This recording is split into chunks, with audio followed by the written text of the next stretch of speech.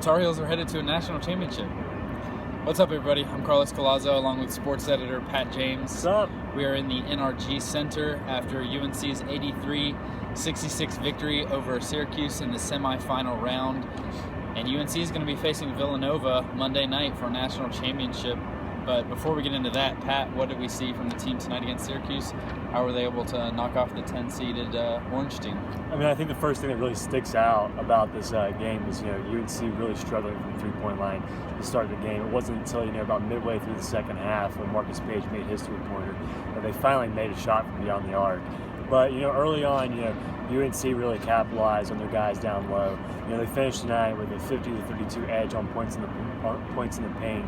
And you saw guys like Kenny Meeks and Bryce Johnson really stepping up for this team, coming up big. And Roy Williams, he always talks about having the balance. And, tonight you really saw how that balance can really help out. It's not the fact that, they want to have a balanced game every time they come out. It's that, if one thing's not working out for you, then you can resort to the other one. You saw how the big men and the points in the paint really started to add up tonight. Yeah, and I think it was interesting because really the first half, for most of the half, it didn't seem like UNC was having its best game. I think they went into the half leading the rebound advantage by just 2 boards, which is something you don't really see from UNC.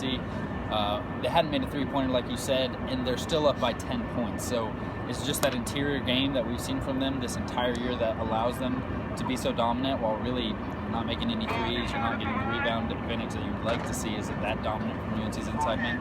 Yeah, I believe so. And I think also, we saw, as you wrote about tonight, Joel Berry really did a great job of kind of being able to open it up and be able to get them open looks down low.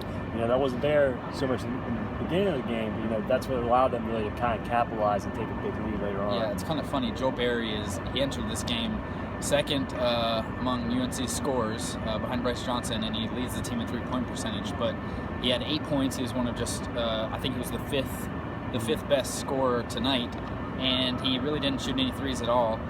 But it was him driving to the basket, like you said, him trying to penetrate that zone and then dish out to his teammates, get some floaters, get some layups, but just create some havoc within that zone. Because really, Marcus said it after the game.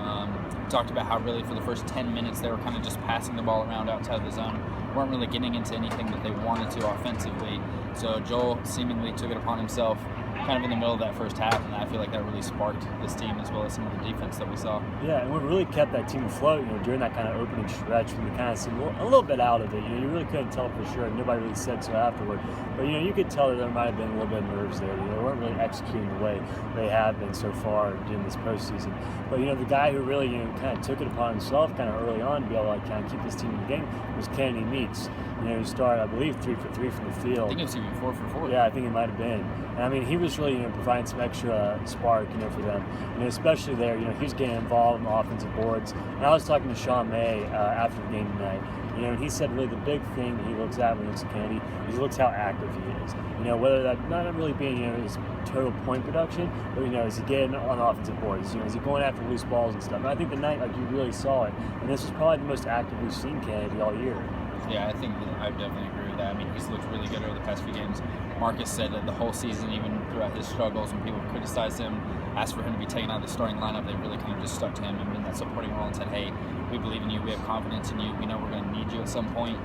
This is the Kennedy Meeks that the UNC team needs if they want to compete for a national title. And I guess moving forward to Monday, it's Villanova UNC. What do we have from this Villanova team? I didn't get to see too much of the Nova game, doing some reporting for another story you guys can check out at davidtarhill.com along with all of our other content. But what do we have to see from Villanova this Monday? They're a pretty scary team. Yeah, I don't think there's anyone in the country who follows college basketball who wasn't impressed with that performance that Villanova put on tonight. Beating Oklahoma, as good as Oklahoma's been all year, beating them by close to 40 points is really just unbelievable. We've seen all years, their ability to connect from beyond the three-point arc. We saw Chris Jenkins really make some plays both inside and outside. And just really this is going to be a tough team. It's definitely not an easy cakewalk. But I find it interesting. Here we are. UNC's playing Villanova once again in the NCAA tournament. 3 of their past 4 NCAA championships have come with the win over Villanova on the way. So it's definitely intriguing that we're here at this point once again. Yeah, Ken Pom has Villanova as the top team in the country. UNC is the number 2 team in the country based on their rankings. So that's kind of interesting how that worked out. I think Ken Pom has them a 77-76 favorite. So they think Villanova is going to take this one 77-76, but I think Vegas already has UNC as a 2.5-point favorite in this game. But I think everyone's expecting a close game. I am as well. I think this could be a tough matchup for UNC, but we're certainly going to have a fun game on our hands Monday. I don't know. For me, I never expected to be covering national championship, but really quick before we close off, Pat, what is it like to be here covering national championship? I mean, it's definitely kind of crazy. I don't know if it really settled in, not for myself as well as, all the players who are going to be playing on Monday night. It's definitely going to be an interesting game. Should be a tight game. Both of these predictions, have, at least 2.5 points. So, I mean, it's definitely going to be interesting. It's definitely going to be a whole lot of fun. So, we'll just have to see what happens. Yeah, it's been a blast so far. We appreciate you guys following us, reading our work, and watching these videos. You can feel free to keep up with us at DTH Sports. You can follow Pat on Twitter at PatJames24. You can follow me at Carlos A. Collazo. Other than that, keep watching the games, one more game, and following us online. Thank you guys. Take care. Have a good one.